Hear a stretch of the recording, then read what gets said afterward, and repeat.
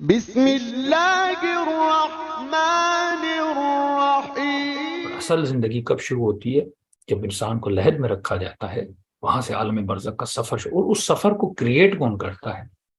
الدنیا مزرعۃ الآخرہ۔ یہ مثالیں جو اہل بیت دیتے ہیں، مثالوں پہ غور کیا کریں۔ دنیا آخرت کا مزرعہ ہے، کھیتی باڑی۔ کسان جب کھیتی باڑی پہ محنت کرتا ہے، دانہ ڈالتا ہے، پھل کب اٹھاتا ہے؟ پھل اس محنت کے بعد۔ ہم نے پھل دنیا میں نہیں لینے، ہم نے پھل آخرت میں لینے ہیں، عالم برزخ میں لینے ہیں۔ ایک اور مثال مولا امیر المومنین کی آپ کی خدمت میں رکھوں گا۔ فرماتے ہیں کہ دنیا اور عالم برزخ، ذرا ان کے فرق کو سمجھیں، پھر انسان اسی محنت سے، اسی تک و دو سے اپنے آخرت کے لیے کام کرے گا۔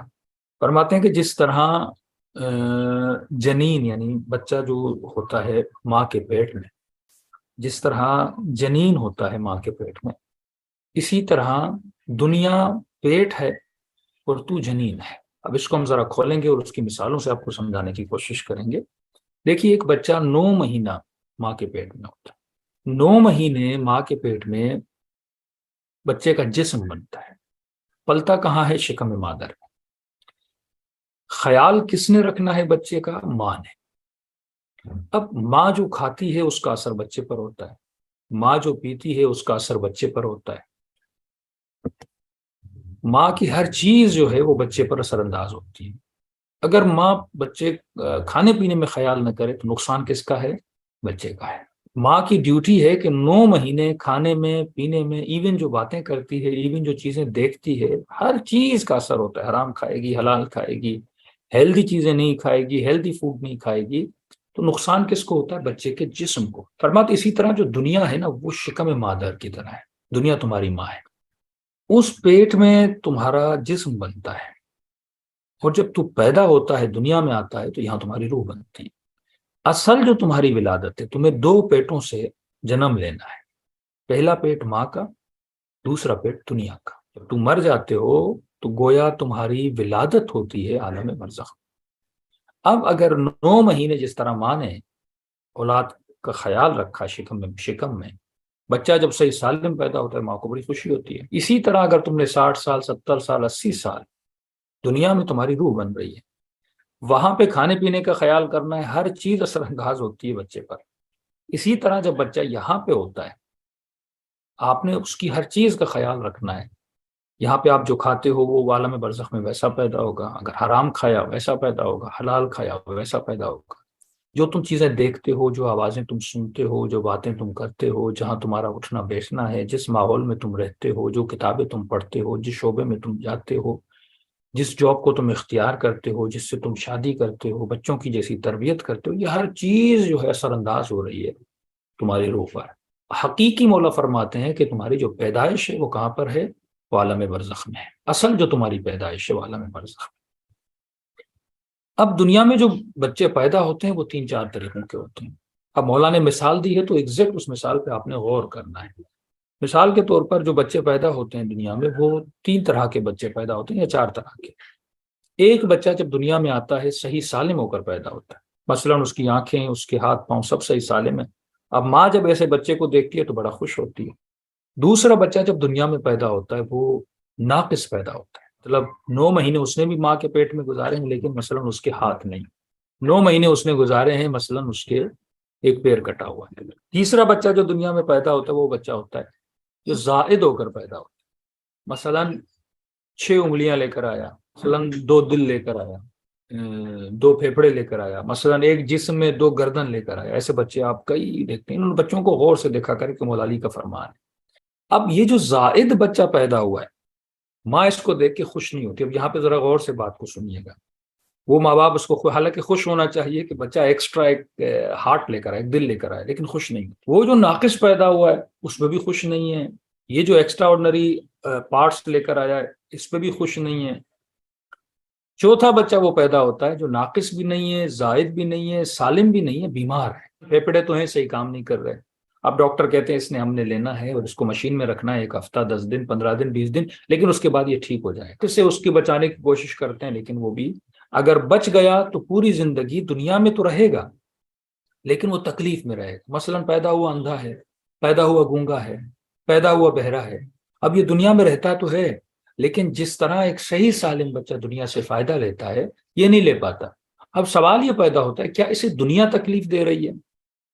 مثلا ایک اندھا بچہ جو پیدا ہوتا ہے، گونگا بچہ جو پیدا ہوتا ہے، بہرا بچہ جو پیدا ہوتا ہے، دنیا تو اسے تکلیف نہیں دے رہی، درخت، سورج، دنیا کی روشنی، دنیا کی رنگینیاں، دنیا کا کھانا پینا، دنیا کی آوازیں تو اسے تکلیف نہیں دے رہی، تکلیف اسے اپنا نقص دے رہا ہے۔ مثلا وہ ایک چیز لے کر نہیں آیا، مائنس ہو کے پیدا ہوا ہے، جب وہ چیز لے کر نہیں آیا تو وہ دنیا کی لذتوں سے کمپلیٹ فائدہ لے نہیں پاتا، فائدہ نہیں لے پاتا دنیا سے، تو وہ بچہ کیا ہوتا ہے؟ تکلیف میں ہوتا ہے۔ دوسرا، وہ جو بیمار پیدا ہوا ہے وہ سارے پارٹس تو لے کر آیا لیکن پھیپھڑے اس کے صحیح کام نہیں کر، ایسا نہیں کہ دنیا کی آکسیجن اسے تکلیف دے رہی ہے۔ مثلا ایک ہی روم میں آپ بیٹھے ہوئے ہیں، اس کو آپ نے محسوس بھی کیا ہوگا کووڈ کے دنوں میں، 4 لوگ ایک روم میں بیٹھے ہوئے ہیں، بڑے سکون سے سانس لے رہے ہیں، لیکن ایک بندے کو سانس لینے میں بڑی مسئلہ ہو رہا ہے، ٹھیک ہے، پھر وہ اپنا آکسیجن کو پورا کرنے کے لیے کبھی دوائی کھاتا ہے، کبھی پمپ لیتا ہے۔ اب دنیا اسے تکلیف نہیں دے رہی کیونکہ پھیپھڑے اس کے صحیح کام نہیں کر رہے، اس کو ہم بولتے ہیں کہ دنیا کے ساتھ ہم آہنگ نہ ہونا۔ مثلا آپ جب ایک بچے کو دیکھتے ہو اور دیکھتے ہی بولتے ہو یہ بچہ صحیح سالم نہیں ہے، تو آپ کو کس نے بتایا بچہ صحیح سالم نہیں ہے؟ مثلا 2 گردنیں لے کر آیا ہے تو آپ دیکھ کے کیوں بولتے ہو بچہ صحیح سالم نہیں ہے؟ فوراً آپ اس چیز کو ریئلائز کرتے ہو اس کی جو باڈی ہے وہ دنیا کے ساتھ ہم آہنگی نہیں رکھتی، مس میچ ہے۔ جب آپ کی ہر چیز دنیا کے ساتھ میچ ہو جاتی ہے تو آپ بولتے ہو بچہ صحیح سالم ہے۔ اگر آپ کو پھیپھڑے ایسے ہیں جو دنیا کی آکسیجن سے فائدہ نہیں لے پاتے، وہ مس میچ ہو جاتے تو آپ بولتے ہو بچہ صحیح سالم نہیں ہے۔ سب کو اللہ نے زبانیں دی ہیں لیکن آپ کھا رہے ہو ایک چیز آپ کو نمکین نہیں لگ رہی، ایک چیز میٹھی نہیں لگ رہی، تو آپ بولتے ہو آپ مس میچ ہو دنیا کے ساتھ نا۔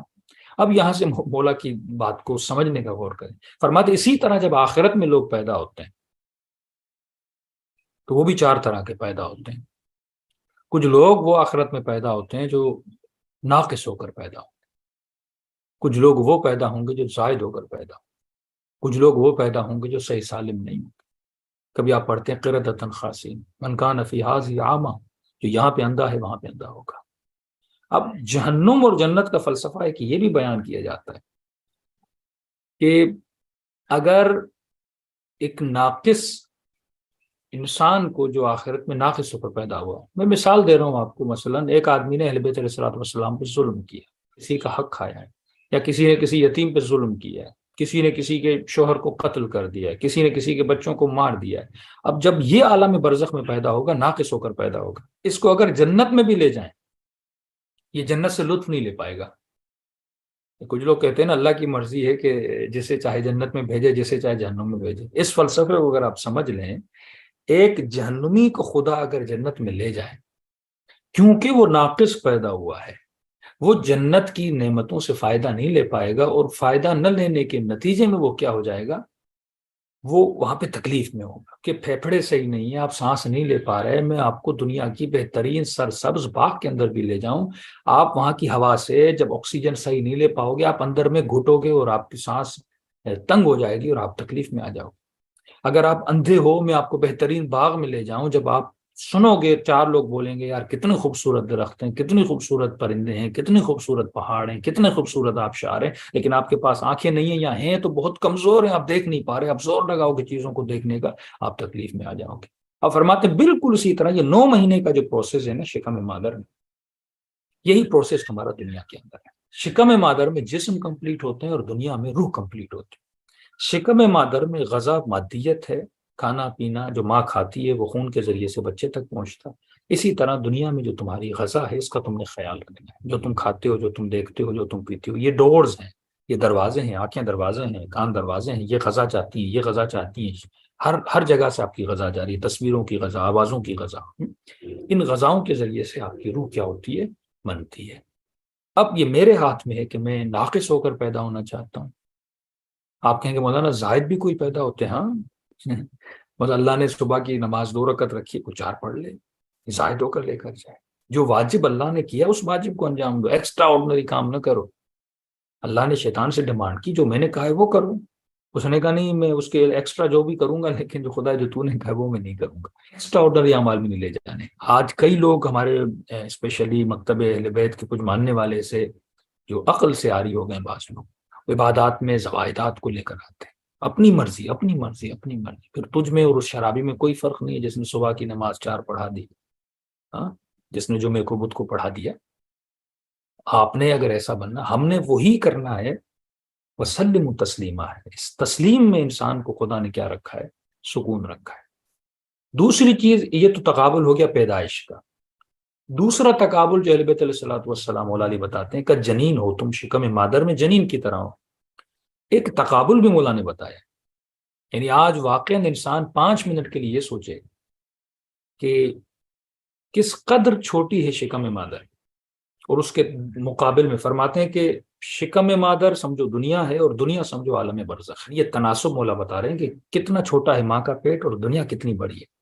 اسی طرح تمہاری دنیا شکم مادر کی طرح ہے مقابل عالم برزخ، عالم برزخ کے مقابلے میں اتنا بڑا ہے عالم برزخ۔ یعنی یہ تناسب مولا بتا رہے ہیں کہ کتنا چھوٹا ہے ماں کا پیٹ اور دنیا کتنی بڑی ہے۔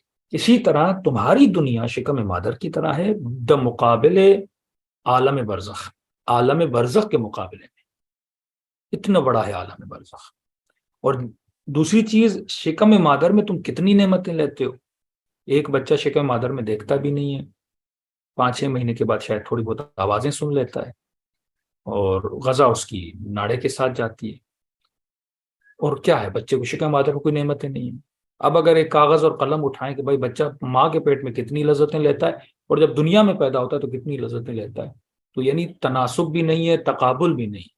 سائز کے اعتبار سے دیکھا جائے کہ ماں کا پیٹ کتنا ہے، دنیا کتنی ہے، نہ تقابل ہے نہ تناسب ہے، کیونکہ واقعاً دنیا اتنی بڑی ہے اور ماں کا پیٹ۔ اب اسی طرح فرماتے ہیں جتنی دنیا ہے سمجھو یہ ماں کا پیٹ ہے، اور ماں کے پیٹ کے مقابلے میں دنیا کتنی بڑی ہے، اسی طرح عالم برزخ جو ہے دنیا کے مقابلے میں اتنا بڑا ہے۔ اب یہ تقابل لذتوں میں بھی ہے، یہ ساری چیزوں میں۔ دوسری چیز، ہم بچوں کو مثال دینے کے لیے بولتے ہیں بس ہم دنیا میں ہیں نا، اور ہمیں عالم برزخ کے بارے میں کتنے بھی تفصیل سے بتایا جائے لیکن ہم سمجھ نہیں پائیں۔ ہمیں لفظوں کے ذریعے آپ کو صرف بتانا چاہ رہا ہوں، لیکن اس کو ادراک کرنے کے لیے ہم قطعاً نہیں سمجھ پائیں گے۔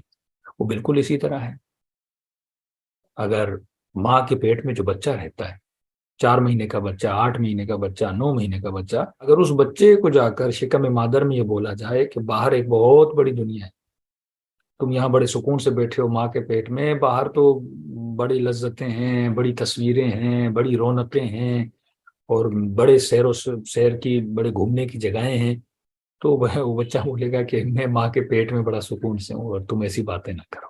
تو اس کی جو پوری دنیا ہے وہ ماں کا پیٹ ہے۔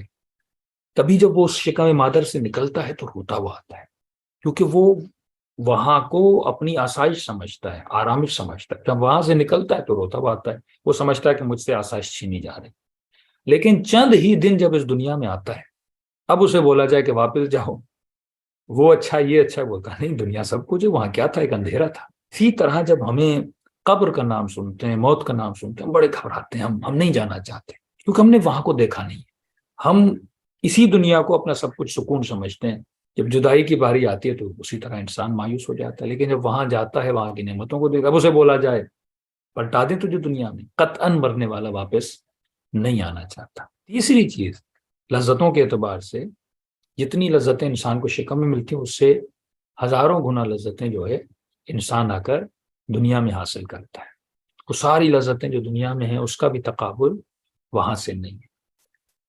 چوتھی چیز، اللہ کئی چیزیں، یہ بھی غور کرنے کی بات ہے، کئی چیزیں اس بچے کو ماں کے پیٹ میں دیتا ہے، لیکن وہ ماں کے پیٹ کے لیے نہیں ہوتی۔ مثال کے طور پہ جو بچہ شکم مادر میں، اسے اللہ نے پاؤں دیے لیکن اس نے وہاں چلنا تو نہیں۔ ماں کے پیٹ میں اللہ نے ایک بچے کو ہاتھ دیے ہیں، ہاتھ اس کے کس کام کے؟ ماں کے پیٹ میں اللہ نے اسے منہ دیا ہے، زبان دیا، حالانکہ اس ناڑے سے، اس کے پیٹ سے خون جاتا ہے، اس کی غذائیت وہیں سے ہوتی ہے، اس کے منہ کی کیا ضرورت ہے؟ ماں کے پیٹ میں اللہ نے اسے آنکھیں دی، اس نے اس ماں کے پیٹ کے اندھیرے بیگ میں اس نے کیا دیکھنا ہے کہ اللہ نے اسے آنکھیں دی؟ وہاں پہ اللہ نے اس کو کان دیے ہیں۔ یعنی 80% چیزیں جو اللہ شکم مادر میں بچے کو دیتا ہے وہ ماں کے پیٹ کے لیے نہیں ہوتی، اس پیٹ میں دیتا ہے پر کسی اور عالم کے لیے دیتا ہے، اس پیٹ میں دیتا ہے پر کسی اور دنیا کے لیے دیتا ہے۔ مثلاً پاؤں ماں کے پیٹ میں دیے لیکن چلنا اس نے کہاں ہے؟ دنیا میں آ کر۔ آنکھیں ماں کے پیٹ میں دی لیکن دیکھنا کہاں ہے؟ دنیا میں آ کر۔ زبان ماں کے پیٹ میں دی پر بولنا کہاں ہے دنیا میں آ کر۔ اسی طرح اگر یہ فلسفہ ہم سمجھ لیں، کئی چیزیں اللہ ہم کو دنیا میں دیتا ہے پر دنیا کے لیے نہیں دیتا، وہ عالم برزخ کے لیے دیتا ہے۔ آپ نے اس کا استفادہ اتنا ہی کرنا ہے جتنا وہ دنیا کے کام کے ہے، اور جو ایکسٹرا ہے آپ نے اس کو اپنی عالم برزخ کے لیے استعمال کرنا ہے۔ اب دنیا کے جو مالدار ہیں، کروڑ پتی ہیں، ارب پتی ہیں، وہ جان رہے ہیں کہ یہ مال ہمارے دنیا کے استعمال کرنے سے زیادہ ہے، دنیا محدود ہے، لیکن پھر بھی ان چیزوں کو رکھتے ہیں اور یہ سمجھتے ہیں کہ دنیا کے لیے، پر عقل مند ہوتے تو مولا علی کی طرح جس طرح بیت المال کو جھاڑو لگا دیتے تھے، یہ چیز یہاں کے لیے ہے ہی نہیں۔ اللہ نے آنکھیں تو دنیا کے لیے دی ہیں پر استعمال ہم نے آخرت کے لیے کرنی ہے، سب چیز ہمیں آخرت کے لیے استعمال کرنی ہے۔ یہ لامحدود توانائیاں جو خدا نے دی ہیں، یہ ہیں تو دنیا میں ہی دی ہیں، لیکن کس کے لیے دی ہیں؟ آخرت کے لیے دی ہیں۔ جس طرح بچے کو پارٹس شکم مادر میں دیے جاتے ہیں پر وہ دی آخرت کے لیے، اسی طرح کئی چیزیں خدا ہمیں دنیا میں دیتا ہے پر کہاں کے لیے دیتا ہے؟ آخرت کے لیے دیتا ہے۔ تو یہ میرے خیال میں مولا علی کی بہترین مثال ہے، جو ہزاروں شاید کتاب پڑھنے سے بھی ہمیں عالم برزخ کا وہ تصور سمجھ میں نہیں آتا، جو امیر المومنین نے اس تصور کو صرف ماں کے پیٹ اور دنیا کے پیٹ سے متناسب کی۔ یہاں پہ ایک اور چیز ہے کہ جس طرح ایک صحیح سالم بچہ پیدا ہوتا ہے تو ماں باپ کو خوشی ہوتی ہے، ناسالم بچہ پیدا ہوتا ہے تو ماں باپ کو بڑا دکھ ہوتا ہے۔ روایات اور حدیث کی روشنی میں ہمیں یہ ملتا ہے کہ رسول گرامی بھی فرماتے ہیں، حضرت امیر فرماتے ہیں کہ جب عالم برزخ میں جب تم پیدا ہوتے ہو تو یہاں تو آپ کو ریسیو آپ کے ماں باپ کرتے ہیں نا، ماں کرتی ہے، باپ گود میں لیتا ہے، تو جب ہم وہاں پیدا ہوتے ہیں تو وہاں میں کون گود میں لیتا ہے؟ کہتے وہاں ہم رسول خدا حضرت امیر المومنین آتے ہیں اور ہر مرنے والے کو اٹھاتے ہیں۔ فرماتے بالکل اسی طرح اگر وہاں تم سالم پیدا ہوگی تو علی کو خوشی ہوتی، اگر وہاں سالم پیدا ہوگے تو رسول خدا کو خوشی ہوتی، پھر جب وہاں پہ کوئی ناسالم پیدا ہوتا ہے تو فرماتے ہیں ہمیں بڑا دکھ ہوتا ہے، بالکل اسی طرح جس طرح تمہارے ماں باپ کو دکھ ہوتا ہے، کیونکہ انا و علی ابوا حاج الامہ، میں اور علی اس امت کے باپ ہیں، وہ ایک باپ کی حیثیت رکھتے ہیں۔ ہاں یہاں جسموں کے ماں باپ ہمارے یہی جنہوں نے ہمیں پیدا کیا ہے، لیکن روح کے ماں باپ کون ہیں؟ روح اول جسے بولتے ہیں، صادر اول بولتے ہیں، وہ رسول خدا صلی اللہ علیہ وسلم ہے۔ اب اگر ہم وہاں پہ ناسالم پیدا ہوتے ہیں تو رسول کو دکھ ہوتا ہے۔ بالکل اسی طرح جب بچہ بیمار ہو کے پیدا ہوتا ہے تو اس بچے کو مشین میں بھیجا جاتا ہے، ماں بڑی دکھی ہوتی ہے جب تک بچہ واپس آئے۔ اسی طرح جب عالم برزخ میں ہم ناسالم ہو کر پیدا ہوتے ہیں تو روایات کی روشنی میں ایسے گنہگاروں کو وادی برہوت بھیجا جاتا ہے، عذاب کے ذریعے سے ان کو پاک کیا جاتا ہے، پھر وہ واپس آتے ہیں وادی السلام۔ وادی السلام میں وہی جاتے ہیں جو صحیح سالم ہیں، جن کی پیدائش صحیح سالم ہوتی ہے،